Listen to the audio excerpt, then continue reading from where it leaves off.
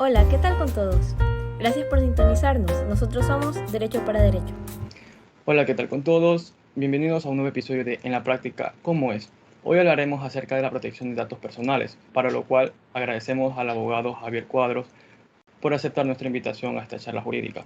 Javier Cuadros Añasco es abogado y máster en Derecho de Protección de Datos Personales, Sociedad de la Información, Derecho de Telecomunicaciones y Régimen Jurídico Audiovisual.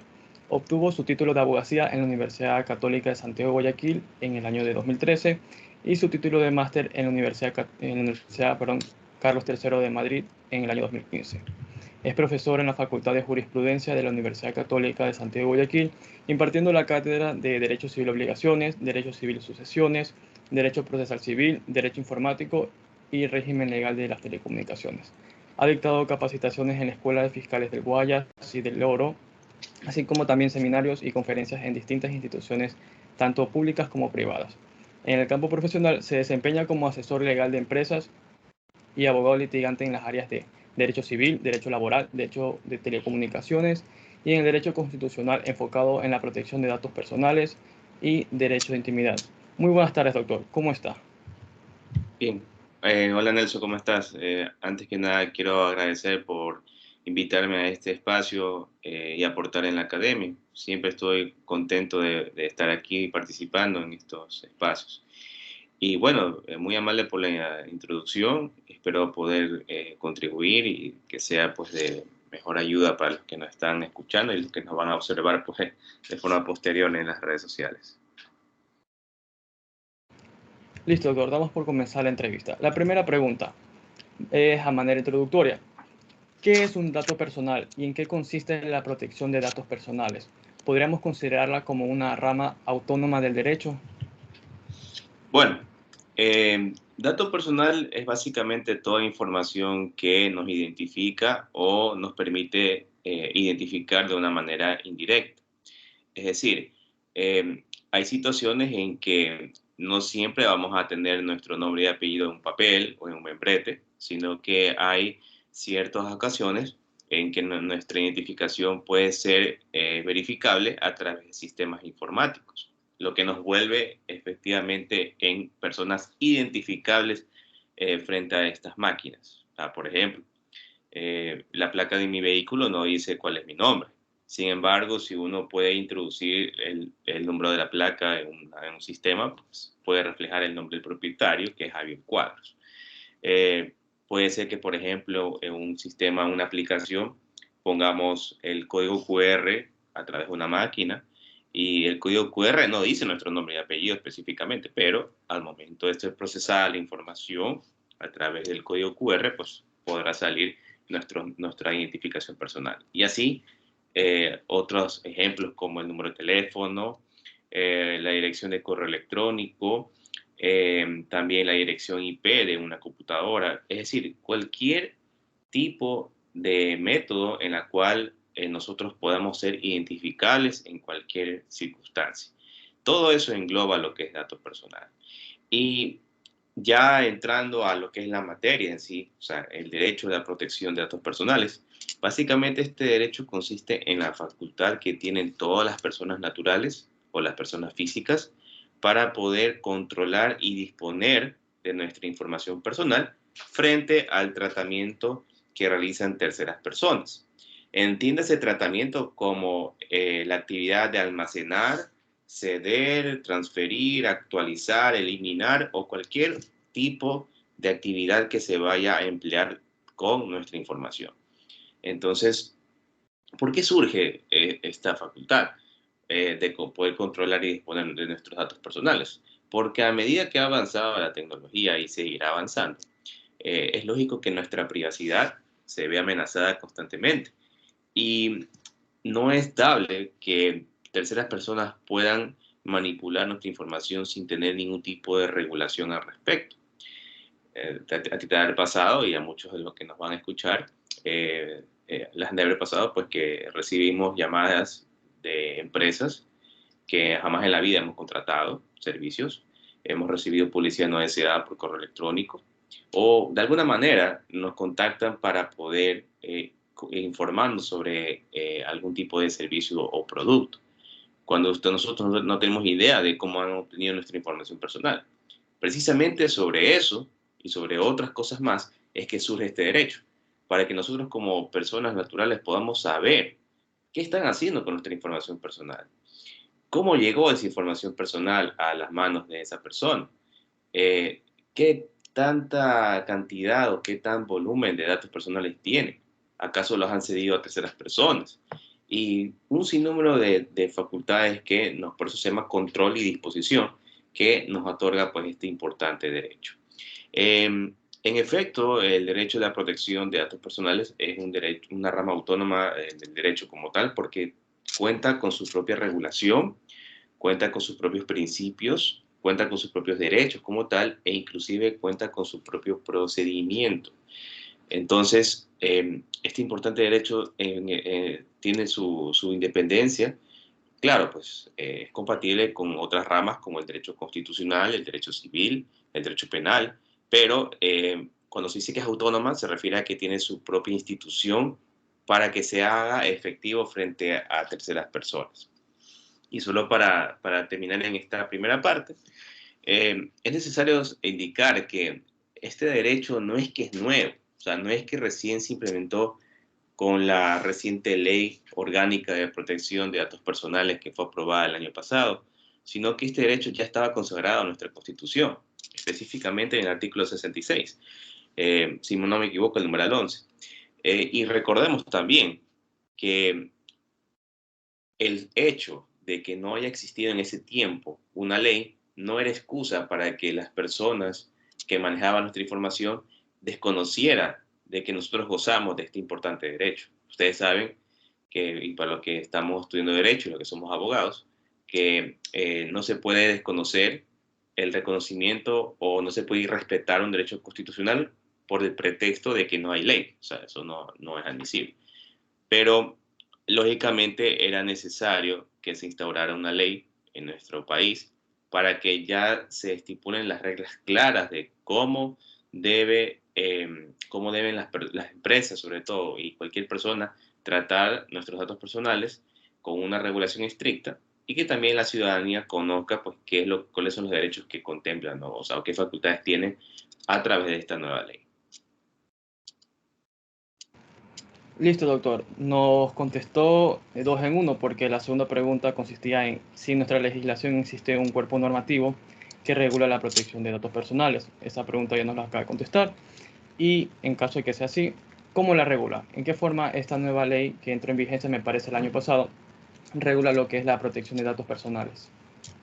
Bueno, para poder complementar un poco de lo que dije hace un momento, si bien es cierto, yo dije que este derecho no es nuevo, ya estaba consagrado en nuestra Constitución, pero o sea, otros cuerpos normativos sí regulaba de manera indirecta, se podría decir, el derecho a la protección de datos personales, como por ejemplo, la Ley Orgánica de Garantías Jurisdiccionales y Control Constitucional, a través de la Big Data, pues establece un desarrollo de eh, cómo debería implementarse el derecho a la protección de datos personales.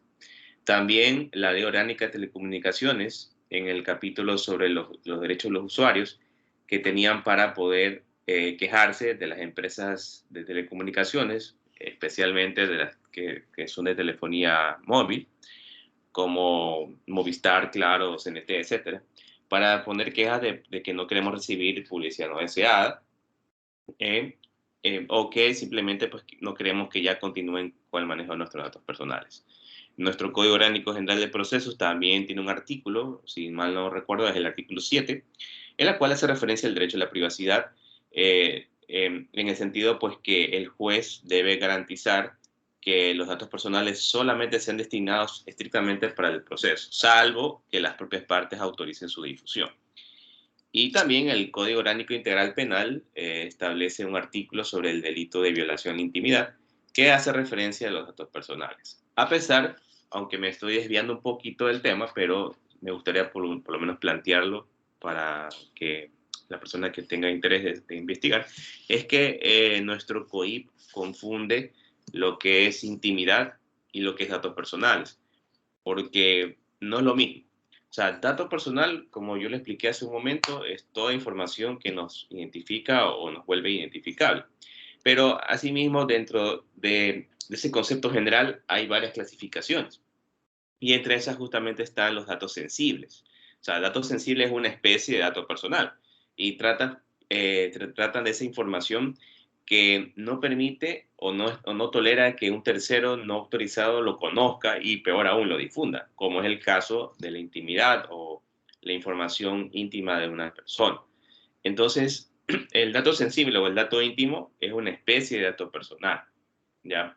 Y el problema es que el COIP confunde, al momento de definir violación de la intimidad, confunde datos personales, porque si ustedes leen el artículo, que si mal no recuerdo es el 185, comienza diciendo datos personales. Entonces, no, pues se entiende que no es realmente dato personal en general, sino que se trata de los datos sensibles. Pero bueno, ese es digamos, algo que está pues, no en la ley y que debería pues, corregirse.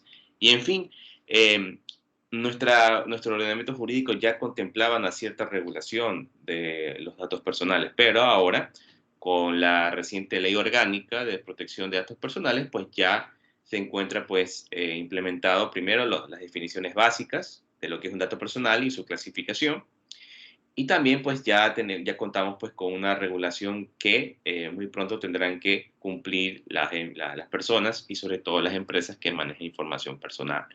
Ahora, con respecto a la pregunta de cómo se lo regula.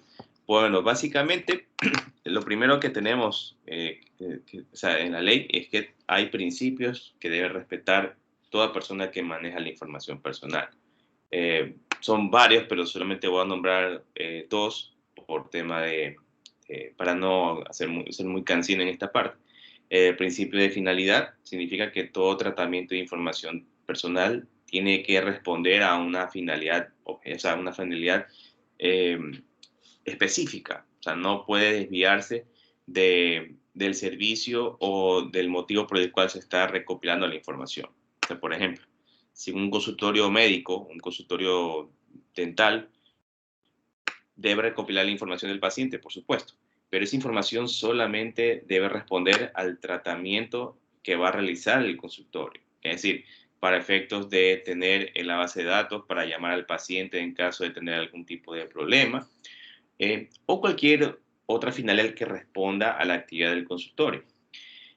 No sería dable que el consultorio recopile datos personales para efectos de vendérselo a empresas de publicidad y que esas empresas pues comiencen a realizar un tratamiento no autorizado de nuestra información personal.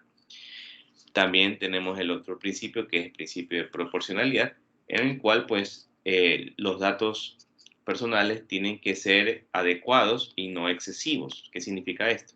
Que no se puede recopilar datos personales que no tengan nada que ver con el propósito que se está recopilando.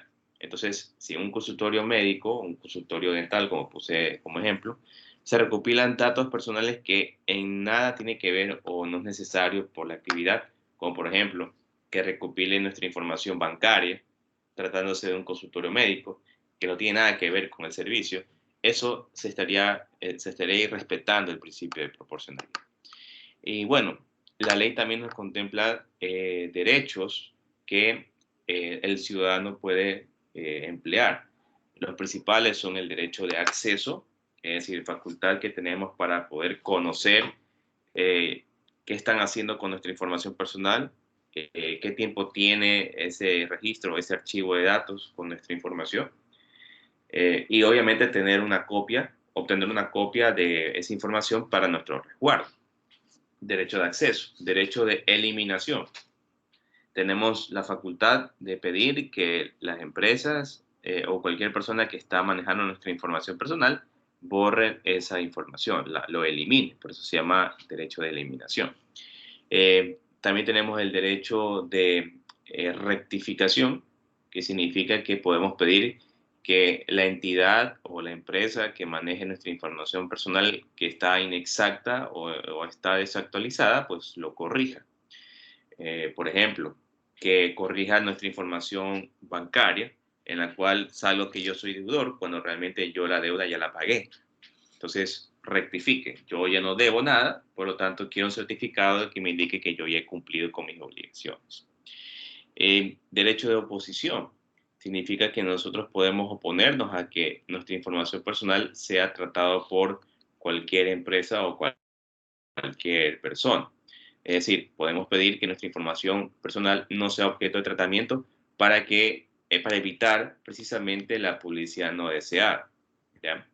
Y bueno, hay un sinnúmero de otros derechos, pero creo que estos derechos que acabo de mencionar son los más principales y los que más se van a aplicar en la práctica. ¿Y cómo será en efectivo todo lo que acabo de decir? Porque se escucha muy bonito lo que está en la ley, pero ¿cómo operaría en la práctica? Bueno, en la propia ley orgánica de protección de datos personales, contiene un capítulo especial del procedimiento administrativo. Y es que para las personas que se sienten afectadas por algún tipo de tratamiento abusivo de sus datos personales, puede pedir, primero, que debe dirigir su solicitud directamente al responsable, o sea, al responsable del tratamiento. Por ejemplo, supongamos que yo quiero que la empresa, no sé, Movistar o Claro, elimine de sus registros la información personal que tiene sobre mí, porque yo ya no tengo contrato con ellos. Yo ya dejé de percibir el plan, pero igual yo sé que ellos tienen mi información porque me siguen llamando y me siguen enviando publicidad. Entonces, la ley establece, o sea, la nueva ley establece que yo primero tengo que presentar esa solicitud, o sea, una solicitud extrajudicial, si queremos decirlo de esta manera, o una solicitud directa a la empresa, y ellos tienen 15 días para responder. Si no lo hacen, entonces yo puedo ir ante la Autoridad Ecuatoriana de Protección de Datos Personales para que esta entidad abra un expediente administrativo. Este procedimiento administrativo se basa en las reglas del COA, el Código Orgánico Administrativo, y en caso de que la persona como tal tenga la razón, o sea, el ciudadano común, entonces la autoridad pues resuelve a favor y no solamente ordena que la empresa otorgue la información en virtud del derecho de acceso, como puse en el ejemplo, sino que además lo sanciona económicamente. O sea, hay sanciones económicas que están contempladas en la ley que, dependiendo del tipo de grado, se le va a aplicar pues la sanción. O sea, hay faltas leves, hay faltas graves y faltas muy graves. Y de esa manera, Nelson, y para todos los que nos escuchan, será la forma en que se va a garantizar que el derecho a la protección de datos personales sea respetado y se cumplan con las reglas que están en la ley. Claro, que por ahora no se puede dar todavía este régimen, porque de acuerdo a lo que se establece en las disposiciones transitorias, la Autoridad Ecuatoriana de Protección de Datos Personales, que es una entidad administrativa y autónoma a la función, o mejor dicho, la administración central, va recién a instaurarse después de 2 años, a partir de la publicación de la ley. Entonces, recién estamos, por así decirlo, en una etapa de socialización de la ley.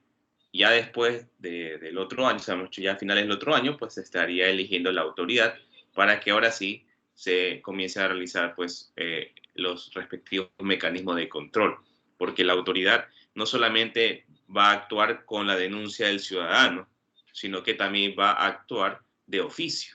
O sea, pueden, por ejemplo, ir a inspeccionar en las empresas que manejan información personal y si no tienen una política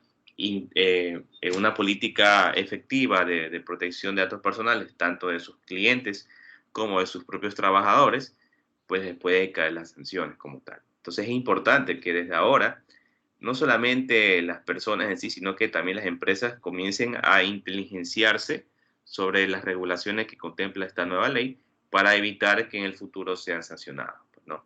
Y bueno, de esta manera es como se va a aplicar la regulación. Listo, doctor. Usted nos explicó que tenemos entre los derechos de la protección de datos, tenemos el derecho al acceso, eliminación, rectificación y oposición, haciendo también alusión de que hay más derechos ¿Nos podría indicar cuál o cuáles pueden ser estos derechos que nos estamos dejando a un lado, uno o dos, y una breve descripción de ellos? Bueno, hay un derecho muy interesante que tiene que ver con el derecho a no formar parte de decisiones automatizadas. ¿Qué significa esto? Aquí tiene que ver mucho el tema de la inteligencia artificial. Eh, la inteligencia artificial es básicamente programas que son ejecutados por máquinas, ¿ya? En la cual realizan actividades humanas, o sea, actividades del ser humano, ¿ya? Que tiene que ver con la toma de decisiones, con la solución de problemas o con métodos de aprendizaje. Es decir, la máquina trata de simular eh, actividades del ser humano, pues, ¿no? Ojo, no estoy diciendo que las máquinas tienen inteligencia, porque ese es un falso concepto que algunos lo tienen, ¿no? O sea, se dice que es inteligencia artificial porque las máquinas intentan simular las actividades del ser humano, pero no es que en sí la máquina tiene inteligencia porque la máquina no piensa. El pensamiento, la inteligencia solamente es para atribuirle al ser humano. Pero bueno, ¿qué tiene que ver esto con datos personales? Lo que pasa es que ahora los programas que manejan sistemas de inteligencia artificial realiza un procesamiento masivo de datos personales, ¿ya? Y en ese tratamiento masivo hay muchos programas que elaboran perfiles, ¿ya? A las personas como tal para colocarlos en un perfil de acuerdo al servicio o de acuerdo a las exigencias del responsable. Así, por ejemplo, supongamos que en un programa tenga la capacidad para medir mi estatus financiero en general. ¿Y cómo podrá saber eso la máquina?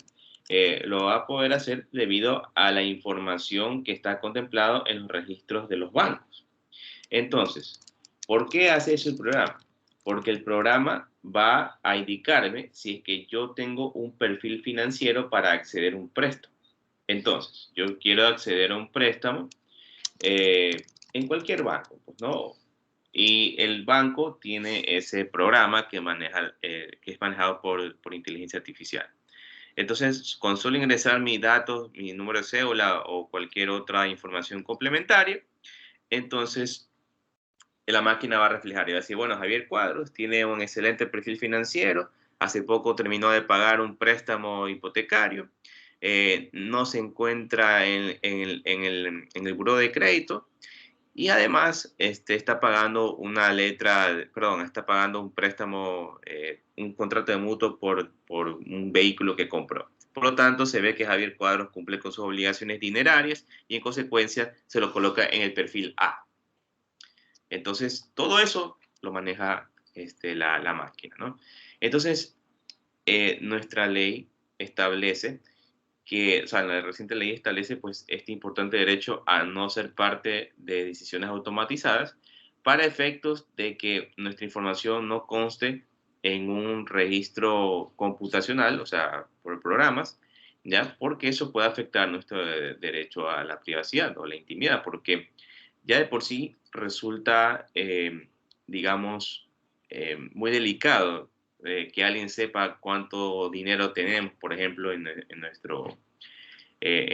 nuestra cuenta bancaria. Entonces, imagínense que la máquina, además de saber eso, sepa muchas cosas más de nuestros antecedentes financieros. Por lo tanto, eh, bajo esa perspectiva, uno como ciudadano puede solicitar a la entidad que maneja esa información con el programa que elimine nuestra información personal porque se está basando o sea,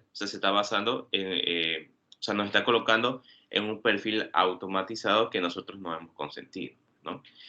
Em, Quizás me podrá decir, bueno, pero se parece mucho o que tiene algo parecido al derecho de eliminación. Sí, pero lo que pasa es que en el derecho de eliminación no es que va contemplado el tema de la inteligencia artificial, sino que es general. Uno puede pedir la eliminación de datos personales porque simplemente lo quiere de esa manera. O sea, no tiene por qué justificar el titular. En cambio, en este derecho a no formar parte de decisiones automatizadas como tal, o también llamado el derecho a la portabilidad, eh, lo que tiene o sea, la facultad que tiene el usuario o el titular es que nuestra información no forme parte de un sistema automatizado que elabore perfiles sin nuestro consentimiento. ¿Ya? Que tenga como consecuencia práctica que se elimine la información, sí, pero jurídicamente hablando, el derecho de portabilidad aplica sobre los sistemas que manejan inteligencia artificial o un sistema parecido. En cambio, en el derecho de eliminación es más general, no necesariamente la entidad o el responsable del tratamiento maneje nuestra información personal con inteligencia artificial, sino que simplemente tienen sus datos, nuestra información, y por lo tanto nosotros queremos que se elimine. O sea, ese es básicamente otro derecho como tal. Y eh, quizás otro derecho que pueda, digamos,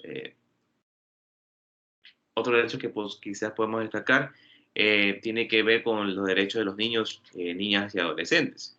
Eh, la ley establece pues que los padres o los representantes de los menores tienen derecho a pedir que su información no sea, digamos, objeto de tratamiento por parte de empresas o por parte de entidades, cuando sientan pues que los derechos están vulnerados, ¿no?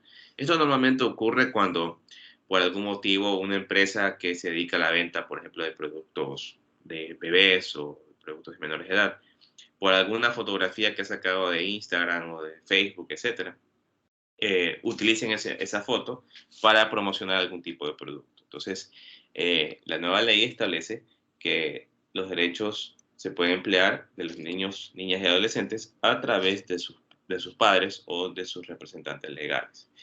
Así que hay que tener mucho cuidado cuando se realizan publicaciones con menores de edad, porque al ser una red social pues, abierta, puede ocurrir este tipo de cosas.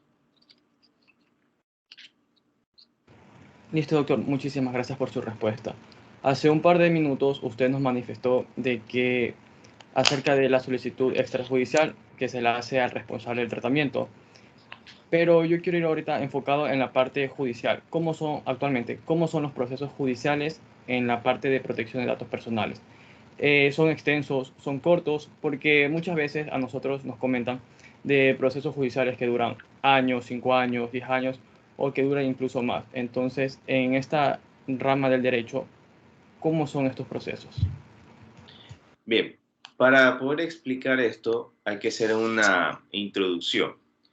Eh, Antes de que se instaure la nueva ley, teníamos una garantía que consagra la Constitución y la seguimos teniendo, que es la garantía del habeas data. El habeas data es una garantía constitucional que tiende a proteger nuestros datos personales. Y antes de que o sea, cuando ya se consagró pues, en la Constitución del 2008, existe el procedimiento de las garantías jurisdiccionales, ¿ya? Entonces, cuando alguien sentía o alguien se consideraba perjudicado porque transgredieron su privacidad o cualquier tipo de información personal, entonces uno tenía que proponer una demanda de habeas data. La Ley Orgánica de Garantías Jurisdiccionales y Control Constitucional, que es básicamente la ley que ejecuta o sea, la ley que establece las reglas de ejecución de estas garantías, incluyendo la habeas data, establece pues que antes de interponer la habeas data uno tiene que presentar una solicitud previa, igual como está ahora en la ley. Entonces, esto de la solicitud previa ya estaba en sí establecido. Y si la persona a quien se le dirigía la solicitud no contestaba en 10 días o si contestaba de manera negativa, entonces con eso el usuario pues iba a presentar la demanda de habeas data. La demanda tiene que cumplir con los requisitos de la Ley Orgánica de Garantías Jurisdiccionales y Control Constitucional y se tiene que radicar por sorteo ante un juez de primer nivel. Lo interesante de las garantías jurisdiccionales, que incluye habeas data, es que puede ser cualquier juez. O sea, puede ser en virtud del sorteo, puede ser un juez de lo civil, puede ser un juez de lo penal, puede ser un juez de trabajo, puede ser un juez puede ser un tribunal también, un tribunal penal. Es decir, cualquier juez, porque todos los jueces son, además de ser especializados en su rama, son jueces garantistas de la Constitución. Es por eso que cualquiera puede conocer estas garantías. Entonces, el juez conoce la demanda de habeas data, notifica al responsable o a la persona demandada, pues en un término máximo de 48 horas. Inclusive ahora se puede notificar hasta por correo electrónico. Y una vez que sea notificado, pues el juez dispone o fija la audiencia. Esa audiencia tarda quizás en fijarse a lo mucho una semana y se evacúa pues la audiencia de garantía jurisdiccional, que en este caso es la habeas data. Después de evacuarse las pruebas, los alegatos, el juez emite una sentencia y lo interesante de este tipo de procesos es que la sentencia que se emite en primera instancia, si es que se ordena a ejecutar algún tipo de acción, la entidad tiene que cumplirla, independientemente de que apele o no apele. O sea, la resolución tiene que cumplirse, ¿sí? Entonces, se puede apelar en audiencia o se apela por escrito, y en caso de haber apelación, pues eso va a segunda instancia, que asimismo, de acuerdo a lo que he podido ver en la práctica, hasta que el proceso llegue a segunda instancia, pues podría tardarse entre 1 a 2 semanas. Y después se fija otra audiencia, que es la audiencia de alegatos, porque es una audiencia de apelación, básicamente. Y máximo en un mes, ya la sala, pues, o los jueces en segunda instancia deben responder, o sea, perdón, deben resolver la garantía jurisdiccional, que en este caso es el habeas data. Claro, en la práctica o sea, digamos, sí es común que se vea que es mucho más ágil que los procesos ordinarios de civil, penal, laboral, etcétera, ¿no? Claro que hay casos muy limitados en que la sala se demora casi meses para resolver, y entre requerimientos, diferimientos también de audiencia, etcétera, pues eso puede tardar bastante.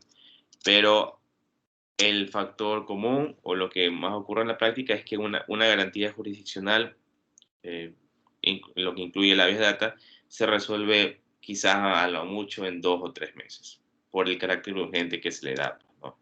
Al tema. Y bueno, sin contar con los casos polémicos, que eso va pero a la velocidad del rayo, que menos de una semana ya se resuelve todo. Pero bueno, eso no es el caso. Entonces, por ahora, cuando una persona se siente afectado o sea, en su privacidad, o siente pues que se está realizando un tratamiento abusivo de sus datos personales, tendrá que recurrir pues con el mecanismo del habeas data. Pero una vez que ya se instaure la Autoridad Ecuatoriana de Protección de Datos Personales, pues ya las personas podrán acudir directamente a esta entidad, ¿no? Y antes de terminar esta última parte,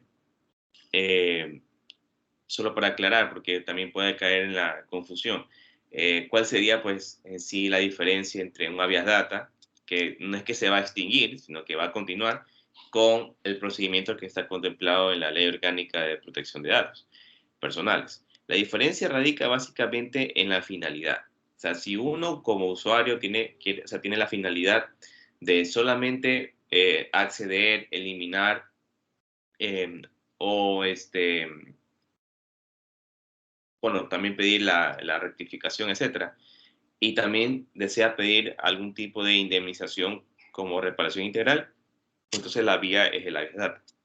Pero con la Ley Orgánica de Protección de Datos Personales, lo que se busca mucho más allá de satisfacer la pretensión del solicitante, que no es económica, sino que simplemente es o acceder o pedir la eliminación o pedir la rectificación de sus datos personales, sino que también tiene como finalidad sancionar, o sea, la sanción que está contemplada en la ley. En habeas data no se sanciona. O sea, en habeas data uno pide una reparación que puede ser económica, como no lo puede ser. Eso ya depende del juez. Pero en cambio acá se trata de una sanción que se impone. Otra diferencia es que la data es jurisdiccional, mientras que acá es un tema administrativo, que lo llevará la autoridad, la próxima autoridad ecuatoriana de protección de datos personales. Y también otra diferencia es pues, que la ley orgánica es de carácter preventivo, ¿ya? Porque se va a, digamos, realizar una especie de coerción a todas las entidades o empresas que si no cumplen con las reglas establecidas en la ley, pues les caerán las sanciones.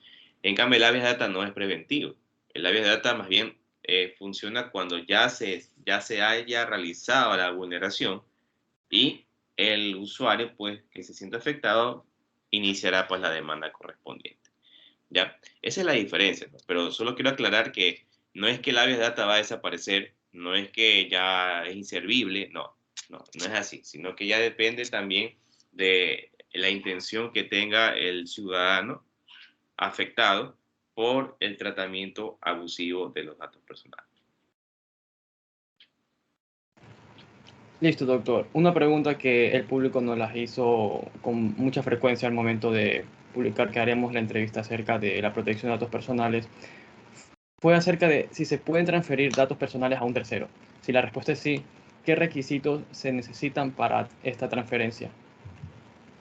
Bueno, la regla general es que para cualquier tipo de tratamiento de datos personales que incluya la transferencia, se necesita el consentimiento del titular. Es decir, Javier Cuadros, queremos que tú tengas un perfil para poder acceder a préstamos futuros, pero necesitamos de tu consentimiento. ¿Lo vas a dar? Bueno, está bien, doy mi consentimiento para que me sirva en el futuro y poder acceder a préstamos bancarios. ¿Ok? Esa es la regla general. Ya, pero como toda regla general, pues también hay excepciones. La principal excepción, y también por lógica, es que se puede transferir datos personales a terceros por obligaciones legales o por disposiciones establecidas por autoridad competente. Así, por ejemplo, el Servicio de Rentas Internas puede transferir nuestra información tributaria a la Fiscalía por temas de investigación. Y no es que el SRI tiene que tocarnos la puerta y decir, ¿puedo transferir sus datos? No, o sea, no tiene sentido porque lo tiene que hacer debido a pues, que es un requerimiento que lo hace una autoridad. Y no es que lo hace de forma arbitraria, sino que lo está haciendo porque se está investigando la presunta comisión de un delito. ¿Ya? De igual manera, si nosotros tenemos información en entidades públicas como registro de la propiedad, registro mercantil o cualquier otro tipo de entidad pública en sí, esas entidades por obligación que impone la ley deben transferir pues, a otras entidades públicas. Por ejemplo, si uno compra un vehículo, lo tiene que registrar en la ATM, ¿verdad? O sea, la Autoridad de Tránsito Municipal. Y a su vez, la ATM tiene que comunicar a la ANT, la Agencia Nacional de Tránsito, para que quede constancia pues, que de ahora en adelante el vehículo es de propiedad de Javier Cuadros. Y cualquier citación, cualquier irregularidad o cualquier tipo de investigación que se pueda dar ya está en el registro general.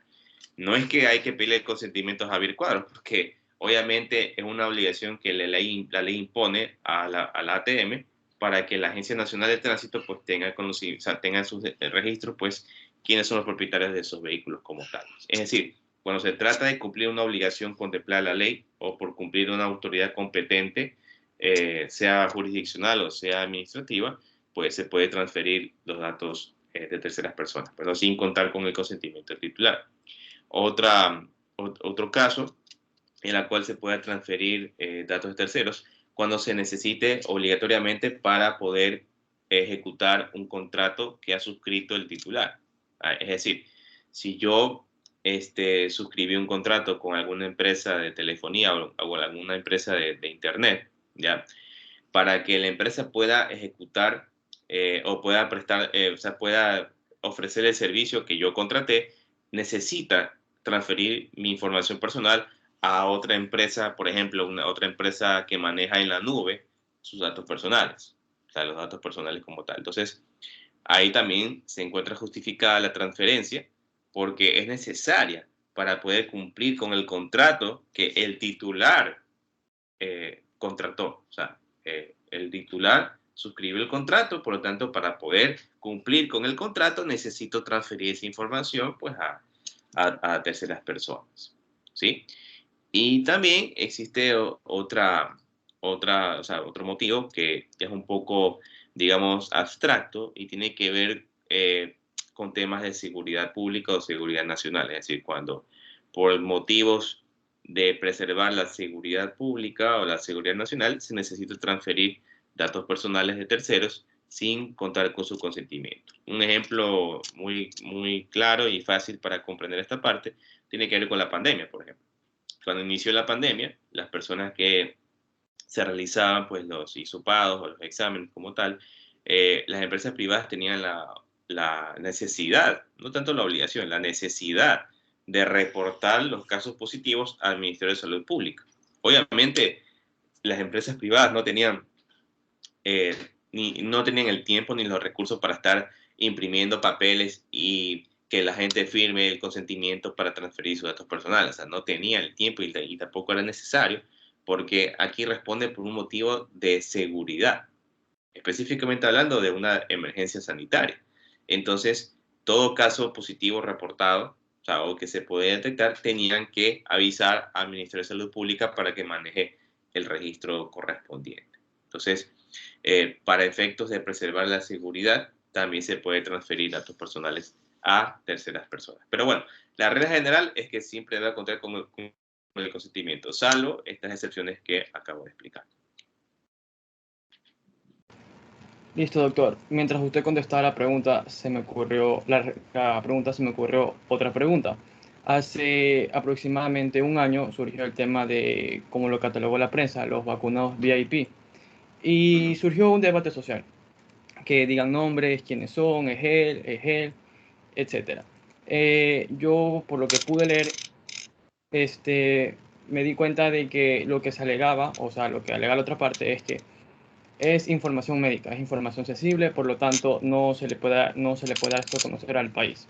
Entonces, ya enfocándonos en lo que es la protección de datos personales, esa actuación de decir es información sensible debido a que es una información médica, no podemos decir si se vacunó aquí o si en un caso hipotético se fue a... Entonces, trasladándolo a lo que es la protección de datos personales, ¿este actuar fue bueno o no? Entonces, ¿te refieres al de difundir la lista de las personas que se vacunaron? Correcto, los que fueron vacunados VIP, como se dijo en ese momento. Bueno, sí, eso es un tema muy interesante. Y para poder responder esa pregunta, hay que hacerse esta otra pregunta. ¿Es realmente necesario saber quiénes se vacunaron, entre comillas, antes de que se haya establecido la vacunación en general? Si tu respuesta es sí, sí es necesario saber, ok, si tú dices que sí, o las personas que nos están escuchando dicen que sí, entonces, ¿qué utilidad o bajo qué fin eh, harían con esa información que acaban de conocer? Muchos dirían, bueno, pues primero que es un repudio social. Sí, pero un repudio social no es un tema que se catalogue para iniciar una acción legal en sí. Que puedes estar conforme o no puedes estar conforme, ya eso es otra cosa. Que lo quieras hacer, lo quieras escandalizar o le quieras hacer linchamiento a través de Twitter, Instagram, eso es otra cosa. Pero en sí, utilidad para efectos iniciar algo, no. ¿Te afecta en algo a ti saber que se vacunaron primero? No. Eh, y aquí viene otra importante pregunta. ¿Es un delito que las personas se hayan vacunado antes de que se haya implementado a la población? Pues tampoco. No soy penalista, pero no se me ocurre ni un delito. Otra cosa es que uno haya presentado información falsa, ¿ya? Para poder acceder a un beneficio.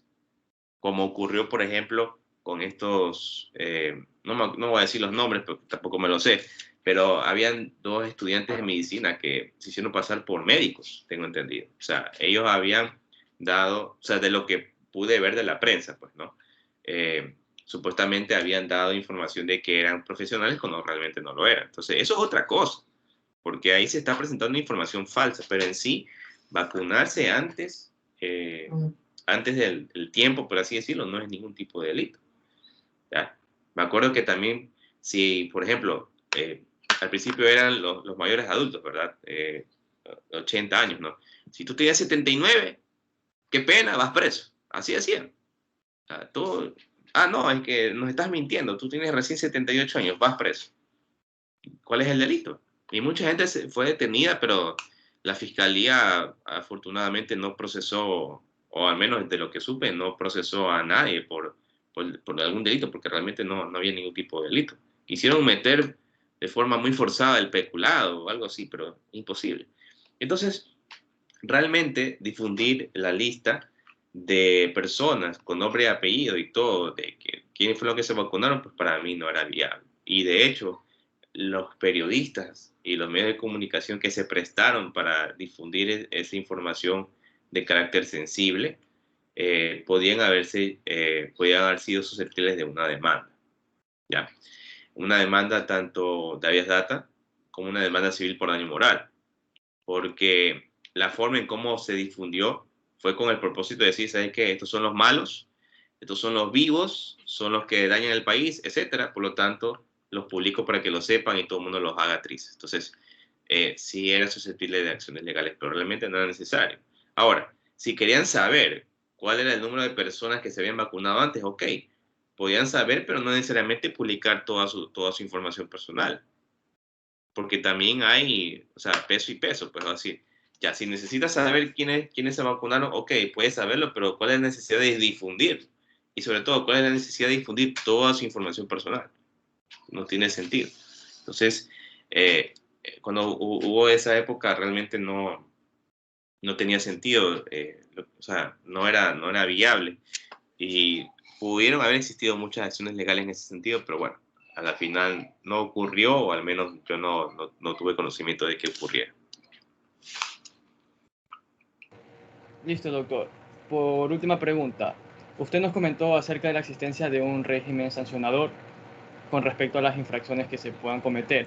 ¿Nos podría ampliar un poco? Es decir, ¿existe responsabilidad civil, penal, administrativa o también de índole económica, como nos manifestó hace un minuto?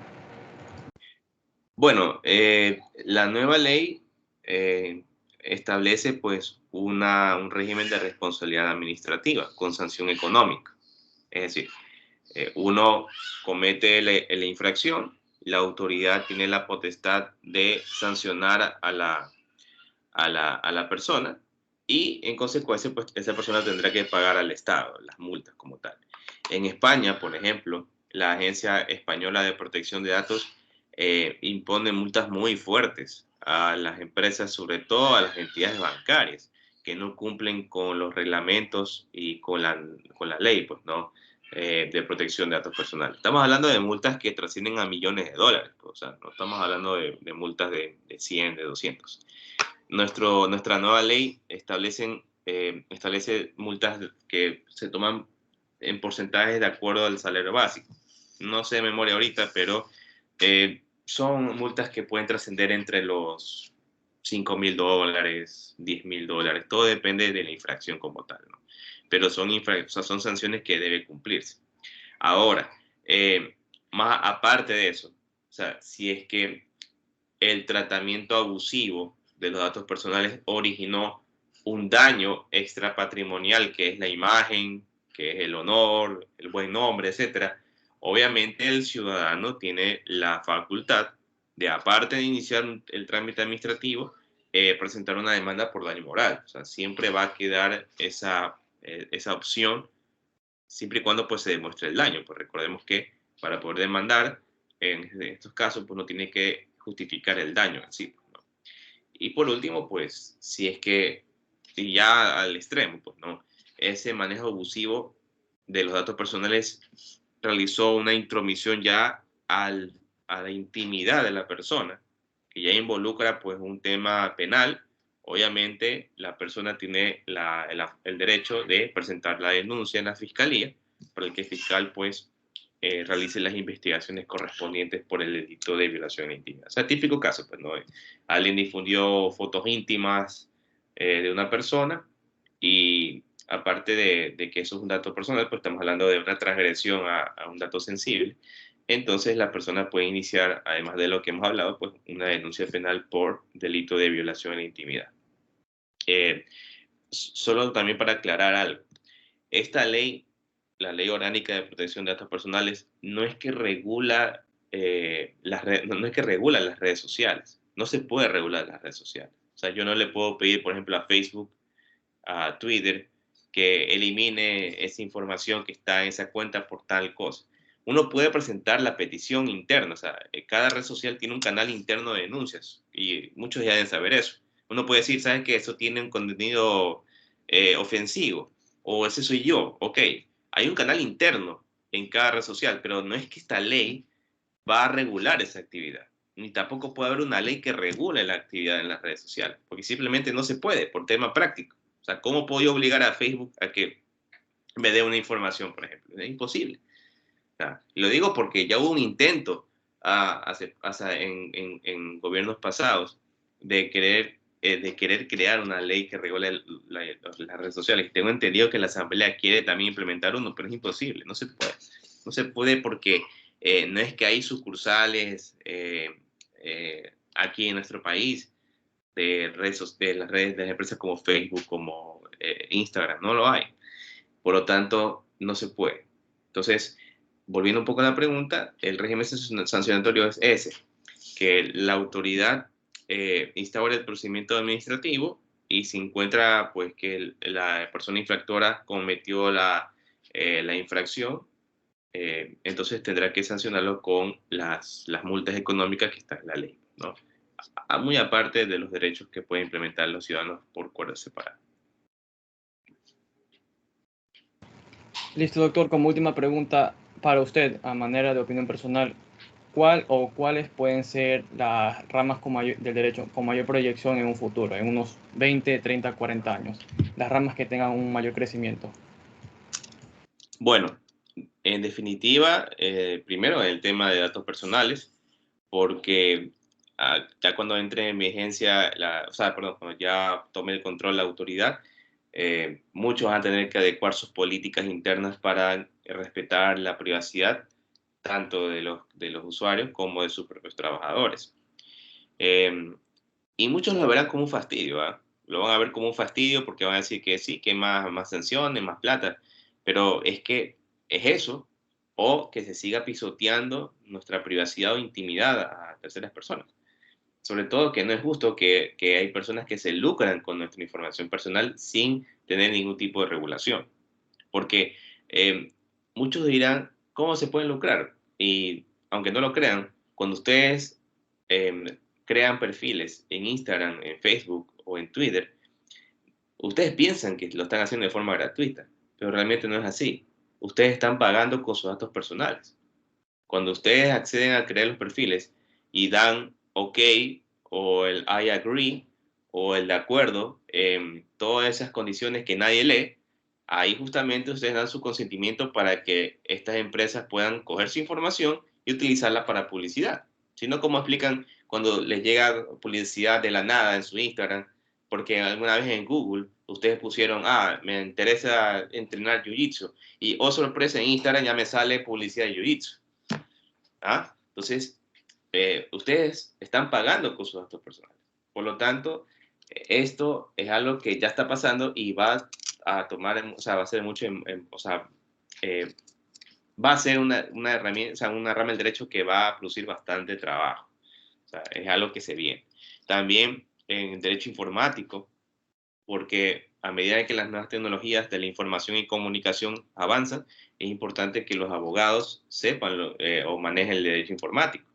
Eh, los aspectos legales que regulan las aplicaciones, los sistemas de inteligencia artificial y también pues cualquier tipo de herramienta informática que vaya a tener influencia con el derecho. O sea, ahora, antes era, por ejemplo, la computadora, ahora es la tablet, después va a ser el celular y quién sabe más. O sea, hay muchas cosas que van o sea, van a demandar bastante trabajo y sobre todo lo que es la prueba electrónica, que es algo que no se maneja mucho, pero es algo que ya está ocurriendo y que demanda para los abogados y sobre todo para los estudiantes que conozcan esta importante institución de la prueba electrónica.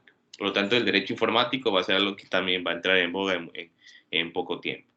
También puedo destacar que en el aspecto probatorio, ahora se está instaurando bastante lo que es la rama del razonamiento probatorio. Es algo que ha sido, pues, realmente, o sea, realmente ha sido muy olvidado, o sea, no le han tomado mucho en cuenta en años anteriores, pero ahora el razonamiento probatorio es una importante, digamos, sección del derecho probatorio que deben saber todo abogado y sobre todo, o sea, en especial los jueces, porque así como se motiva con el derecho, también hay que saber motivar sobre los hechos, ¿ya? Sobre la prueba y cómo valorar una prueba, cómo aplicar las reglas de la valoración racional de la prueba, cómo aplicar la psicología del testimonio, o sea, todas esas cosas que no nos han enseñado y quizás no nos enseñan bastante en la universidad, es algo que ya va a tener que obligatoriamente establecerse como aprendizaje, ¿no? Y quizás por último te podría decir el derecho concursal, es decir, el concurso de acreedores, para que sepan los abogados negociar a favor de las empresas, ya sea la empresa que está en quiebra o la persona que está en insolvencia, como también solucionar las deudas que ya están vencidas. Entonces, el derecho concursal es algo que se viene, al menos en otros países como en España, y obligatoriamente también va a pasar. Es muy probable que vaya a pasar aquí en el Ecuador. Entonces también las personas tienen, o sea, los abogados y los estudiantes tendrán que estudiar bastante sobre lo que es el derecho concursal. Y eso sería básicamente, porque las otras ramas siguen siendo, o sea, siguen siendo el mismo perfil, pero estas son las que van a traer mucho en boga. Listo, doctor. De quienes conformamos Derecho para Derecho, le damos 1.000.000 de gracias por habernos acompañado en esta charla jurídica, en la cual topamos temas ya sea teóricos como prácticos acerca de la protección de datos. Lo dejamos con unas palabras finales, doctor. Muchísimas gracias. Bueno, antes que nada, Nelson, agradecerte a ti y a todos los que conforman el programa Derecho por haberme invitado. Para mí es un placer estar aquí, compartir en este espacio académico. Espero haber aportado y que les sirva bastante. Y espero que no sea la última, sino también poder acompañarles en otras ocasiones. Y solo me queda decir es que hay que estudiar. O sea, el estudiante de Derecho no se queda en la universidad. O sea, eso es de por vida. Para mí sigo siendo un estudiante todavía porque a pesar que ya tengo 8 años en la profesión y 6 años dando cátedra, para mí igual sigue siendo o sea, sigo siendo como un estudiante, tengo que seguir estudiando, aprendiendo, porque muchas cosas aparecen. Entonces, esta profesión es de leer y estudiar de manera constante. Y ese es mi consejo que le doy a todos ustedes, los que son, digamos, promesas del derecho, para que no se queden atrás, sino que sigan avanzando en lo que ustedes quieran especializarse, pero siempre tienen que estar constantemente en el estudio. Ese es el éxito. O sea, la disciplina y sobre todo la motivación son elementos muy claves para poder tener éxito en esta difícil pero bonita profesión que es la abogacía. Deja tu me gusta y no olvides seguirnos. Somos Derecho para Derecho.